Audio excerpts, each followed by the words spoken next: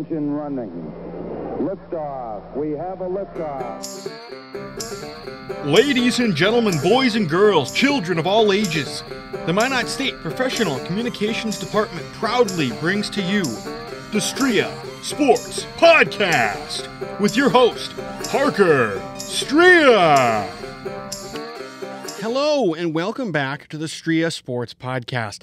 I'm your host, Parker Striha, and on today's episode, I'm going to be creating and discussing some NBA trades I want to see happen this offseason. I'm by no means a professional, but I do love talking about sports, so thank you for joining me. So right before we get into the bulk of the episode, I just wanted to briefly talk about the NBA Finals that are currently going on. At the time of me recording this, the Denver Nuggets are up 3-1 on the Miami Heat with Game 5. Gosh, I can't do math. Game 5 is set to be tomorrow, Monday, June 12th, I believe.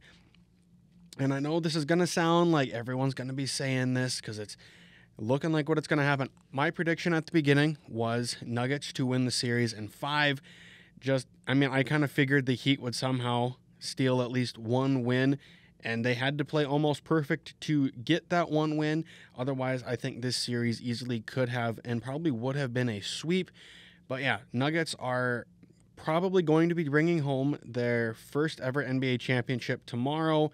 Nikola Jokic, absolute monster, most likely. And I don't think there's any reason in any way he won't be the finals MVP. But I just kind of wanted to briefly talk about that. I don't really got a lot of insight on it. Just wanted to put my 2 cents in. I thought the Nuggets are going to win in 5. I could see the Heat stealing another game tomorrow, but I don't think it's going to happen. So now that I've got that out of the way, I have 10 trades that I am just going to be discussing. I created these all on my own, I believe. I think there may have been one or so that I didn't create the trade. No, actually, I did create every single trade package on here, but they are probably similar to some that have been online just for some of these players.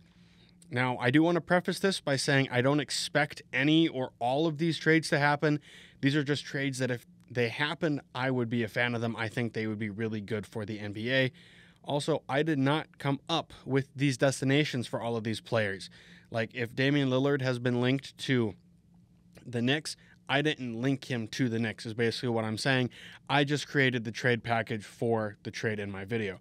So without further ado, we're just going to jump in with number 1. I do have the head piece of this trade being Damian Lillard. He's been involved in trade talks, it seems like every year for the last couple years. And I think he needs to get out of Portland. He's not going to win anything there. And I feel bad simply because he wants to win there so bad, but it's just not going to happen. So in this trade, I have him getting sent to the New York Knicks for RJ Barrett, Obi Toppin, Evan Fournier, Emmanuel Quickley, a 2024 first-round pick via the New York Knicks, a 2024 first-round pick via the Washington Wizards, and a 2025 first-round pick via Milwaukee. Now, that may seem like a lot. It may not seem like enough for Damian Lillard. He's still one of the best guards in the entire league, and I think he does still have a very productive next couple years ahead of him. In New York, they need that big star. They need to switch some stuff up. They're not really getting anything out of Evan Fournier. Quickley is very hit or miss. Toppin just hasn't hit the potential that I think he had when he came out of the draft. And same with RJ Barrett. RJ could have been or could still be really good, but he just hasn't shown enough in New York. So now he's going to be going to Portland, and he's going to have the opportunity to be, once again, one of those key players, but he'll be in a much smaller market, which should be good for him. Trade number 2, I have Anthony Davis going to the New York Knicks for Obi Toppin, Mitchell Robinson, Evan Fournier, and a 2024 first-round pick via the Dallas Mavericks. Now, this probably doesn't seem like a lot for Anthony Davis, but my rationale behind it is I don't really know what his value is. I don't know how much a lot of NBA teams are going to trust his availability, and they're not going to want to give up everything for him if they're only going to get 30 or 40, even only 50 games in a season or two for Anthony Davis. So, I mean, I think this is a reasonable trade. Like I said in the first trade, they're not really getting anything out of Evan Fournier. If they're getting if Mitchell Robinson is going to the Lakers in this trade, obviously Anthony Davis is going to be playing the center for the Knicks, so they don't really need to be paying Mitchell Robinson that much to be a bench player. And same thing with Obi Toppin, like I said in the first trade, just hasn't really hit that ceiling or that potential that he could have had coming out of the draft. And I mean, that's still a pretty valuable first-round pick, unless, of course, LeBron James or someone goes to Dallas, which I know Kyrie has been trying to push for that to happen. I don't think it will, but that could easily be a lottery pick for the Lakers, and they don't really have a lot of picks to go around, so I think that's very valuable for them.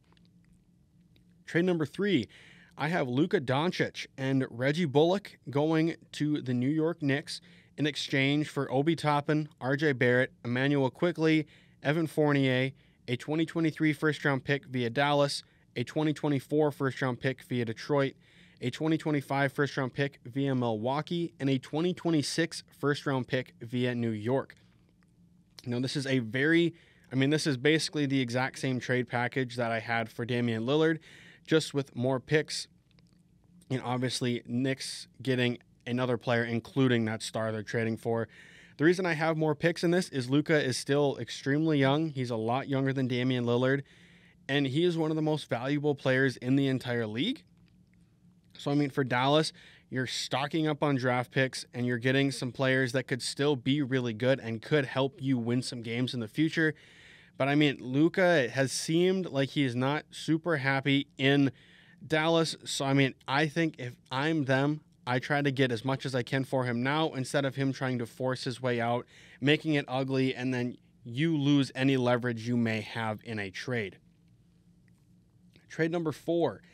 I have Karl Anthony Towns getting traded to the Houston Rockets for Kevin Porter Jr., Kenyon Martin Jr., Alperen Sengun, a 2023 first-round pick via the Los Angeles Clippers, and a 2025 lottery-protected first-round pick via Houston. If you're the Timberwolves, really the only valuable trade piece that you could try to trade is Karl Anthony Towns. You're not going to be trading Anthony Edwards, and if you do, the whole front office needs to be fired.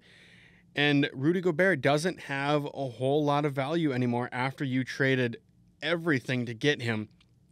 So, I think if you're trading anyone, it's going to be Karl Anthony Towns. Has spent his entire career in Minnesota. I don't think he's the big man that they wanted.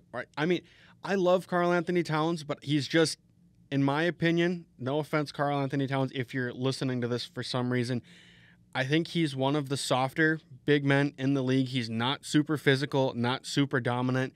He's more like a bigger power forward just because he can shoot, and he is almost more of a wing or a perimeter center, and I just don't think that really works. I don't like his play style as much as some people do, but I think he still has a lot of value. I think he still has a bright future in the NBA. I just don't think it's going to be in Minnesota. At trade 5, I have Jaylen Brown going to the Charlotte Hornets in exchange for LaMelo Ball, Cody Martin, Kai Jones, and a 2023 first-round pick via Denver. Now, this trade probably doesn't make sense to a lot of people because why would they be trading LaMelo Ball in exchange for Jaylen Brown, blah, blah, blah, why would they do that if you are the Charlotte Hornets? LaMelo Ball is still a very promising, very good young player in the league, but he hasn't really been healthy, and I think he could be the point guard that Boston really wants next to Jason Tatum.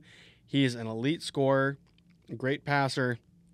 He doesn't have the defense that a guy like Marcus Smart does, but I'm also just not a huge fan of Marcus Smart. And I feel like there's really not a lot else on that Charlotte team that could get Boston to bite the bullet, so to say, on a trade. And I feel like they may be forced to just trade him because they're not going to want to pay him $50 or $60 million a year like his potential Supermax deal is going to want. Trade number 6, I have DeAndre Ayton getting traded to the Portland Trailblazers for Yusuf Nurkic, Kevin Knox, and a 2023 first-round pick via the New York Knicks. Ayton is not working out in Phoenix. I think that's very clear to every NBA fan that watches the game, and they just need to get rid of him. He wanted to leave last offseason, and they decided, no, we're going to match the offer sheet. We're going to match the contract that the Pacers signed you to.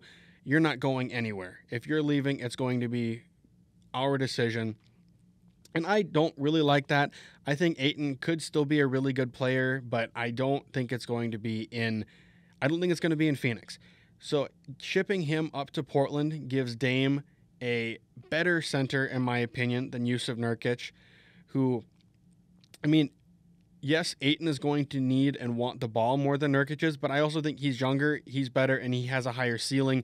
So he could raise the floor, so to say, of that Portland team.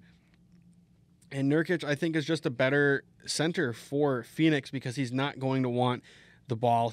He's not going to be, I think, as pouty as DeAndre Ayton has been in a lot of instances. And I think he would just work better with Kevin Durant and Devin Booker. I would say Chris Paul, but I don't know what his future is with that team anymore. Trade number 7. I have Jordan Poole getting shipped to the Brooklyn Nets for Spencer Dinwiddie, Royce O'Neal, and a 2025 first-round pick via the Phoenix Suns. I also think this is just a trade that if you're the Golden State Warriors, you kind of have to do it. I think you paid Jordan Poole for one postseason run, and he hasn't really shown a lot since. He was horrible this last offseason, and I think you want to... I think there may be better potential packages that you could get for Jordan Poole, but at the same time, I think every team in the league, to even a greater extent, is going to see what every fan or most fans saw this year, is that he's a very spotty shooter, not a great defender. And I mean, I just don't know what his ceiling or his floor really is. I mean, he killed it last postseason, but he hasn't really been the same since then or since Draymond Green punched him in the face. But I think if you're Golden State, you can get Royce O'Neal, Spencer Dinwiddie, two players who could really help keep you in title contention, barring any contract stuff that's going to have to go down once the new collective bargaining agreement goes through and all that stuff has to happen with cap room and whatnot. But I think they could be very helpful role players or even starters potentially for the Warriors team. I have another Warriors trade at number 8. I have them shipping Draymond Green to the Atlanta Hawks for John Collins and 3 second-round picks, a 2023 second-round pick from the Pelicans, a 2024 second-round pick from the Heat, and a 2026 second-round pick from Golden State. So they're getting their own second-round pick back. Now, I don't know what Draymond Green or John Collins' value really is, but I think this is pretty much just them flipping players and Golden State just getting some extra picks because I do believe Draymond Green is a better player than John Collins. I think he would be better in Atlanta. I think Atlanta just needs that guy, and this is going to sound really stupid. They need that guy that's going to punch you in the face.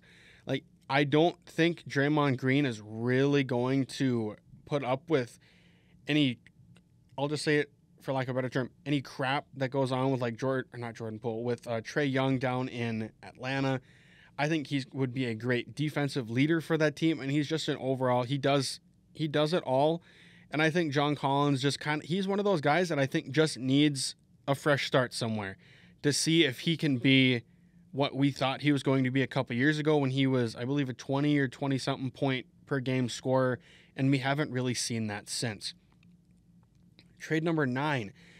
This is a trade I'm really torn on. I have the Memphis Grizzlies trading Steven Adams, Zaire Williams, a 2024 first-round pick via Golden State, and a 2025 first-round pick via Memphis. So Memphis is sending their own pick. I don't know why that confused me. Memphis is trading those 2 players and 2 picks for Miles Turner. Now, Miles Turner is another guy, like Damian Lillard, has been involved in trade talks for a couple years now. And he's a guy I think just needs to find a new home. And I think if you're the Grizzlies, well, I love Steven Adams. He's one of my favorite players in the league. I'm a Thunder fan. I loved him there. I don't like him getting shipped out, but I think this is the only way this trade makes sense and goes through is if Steven Adams is involved. And I really like the fit of Miles Turner in Memphis. Put him right alongside Jaren Jackson. So Jaren Jackson Jr. at the 4, Miles Turner at the 5.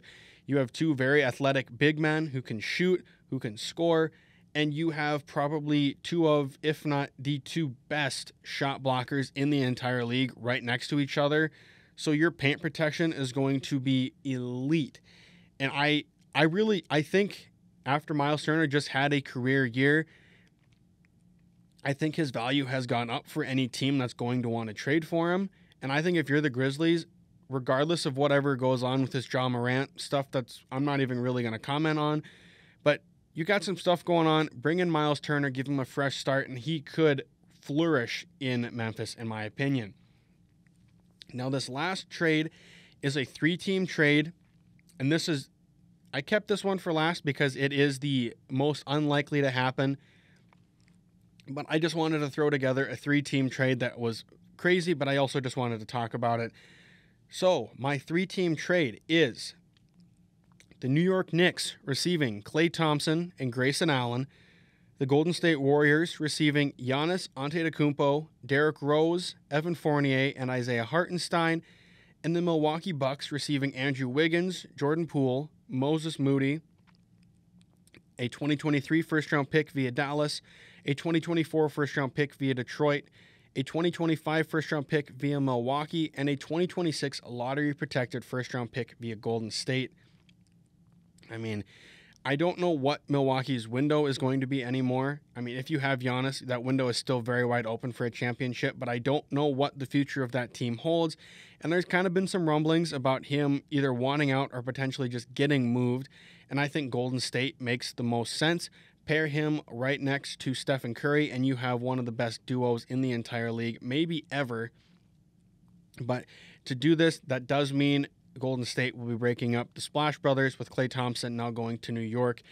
And I think he'd be really good in New York. He provides a really good perimeter defense, but also 3-point shooting ability that team lacks, in my opinion. Now, I keep saying Green Bay when I see Golden State on my paper. But Golden State, they're getting more players in this trade than I thought they would be. But just contract-wise, it was the only way I can make it work in the trade was for them to get Derrick Rose, Evan Fournier, and Isaiah Hartenstein. I mean, yeah, I don't really know how much I really want to talk about this. I mean, there's not a lot to say. I think Milwaukee would be a good team. Put Andrew Wiggins on that team right next to Jrue Holiday. But at the same time, if the Bucks decide to trade Giannis, they may be blowing it up, which means Chris Middleton may be gone, Brook Lopez may be gone, Jrue Holiday may be gone. So they may just be starting fresh with Andrew Wiggins, Jordan Poole, and Moses Moody as their new quote-unquote big 3. But that is all I have for you guys today. Don't forget to like and subscribe and hit that notification bell so you never miss an episode. Thank you for tuning in, and I will catch you all next time. Peace.